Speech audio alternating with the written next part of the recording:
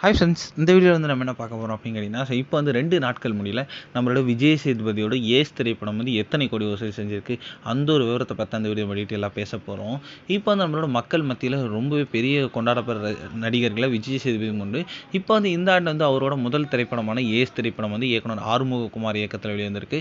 So இந்த திரைப்படத்தில் வந்து அவரே வந்து இந்த திரைப்படத்தையும் தயாரிச்சிருக்காங்க. ஸோ இதற்கு முன் வந்து இயக்குனர் ஆறுமுககுமார் வந்து விஜய் சேதுபதி வச்சு ஒரு நல்ல நாள் பார்த்து சொல்கிறேன் அப்படின்ற ஒரு திரைப்படத்தை இயக்கியிருந்தார். அந்த ஒரு திரைப்படம் டீசெண்டான ஒரு வரவேற்பு பெற்றிருந்துச்சு அந்த அப்போது.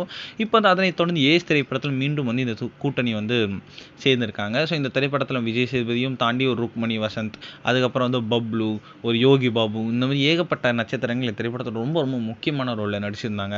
ஸோ ஒரு நல்ல ஒரு வரவேற்பை பெற்றிருக்க இந்த ஒரு திரைப்படம் வந்து ரசிகர் மத்தியில் ஸோ ஒரு சுமாரான ஒரு வசூல் அப்படின்னு சொல்லலாம். ஏன்னா வந்து இன்னுமே வந்து நம்ம டூரிஸ்ட் ஃபேமிலி தேட்டரில் வெற்றிகரமாக ஓடிட்டு இருக்கு அப்படின்றதுனால விஜய் சேதுபதி ஏஸ் திரைப்படம் வந்து கொஞ்சம் ஸ்க்ரீன்ஸ் தான் வாங்கியிருக்கு. அண்ட் விஜய் சேதுபதியும் வந்து லேட்டஸ்ட்டாக ஒரு இன்டர்வியூவில் நான் ப்ரொமோஷன் பண்ணலை, அது எங்கள் தப்பு தான், ஸோ நிறைய பேருக்கு ஏஸ் திரைப்படம் ரிலீஸ் ஆனதே தெரியல அப்படின்ட்டு வந்து அவரே கொஞ்சம் ஃபீல் பண்ணி சொல்லியிருந்தாங்க. ஸோ 2 நாட்கள் முடியல வெறும் 4 கோடி தான் வசூல் செஞ்சிருக்கு. கண்டிப்பாக விஜய் சேதுபதி ஸ்டாண்டர்ட்ஸ்க்கு ரொம்பவே கம்மி. வெயிட் பண்ணி பார்க்கலாம் இன்னும் போகும் நாட்கள் எத்தனை கோடி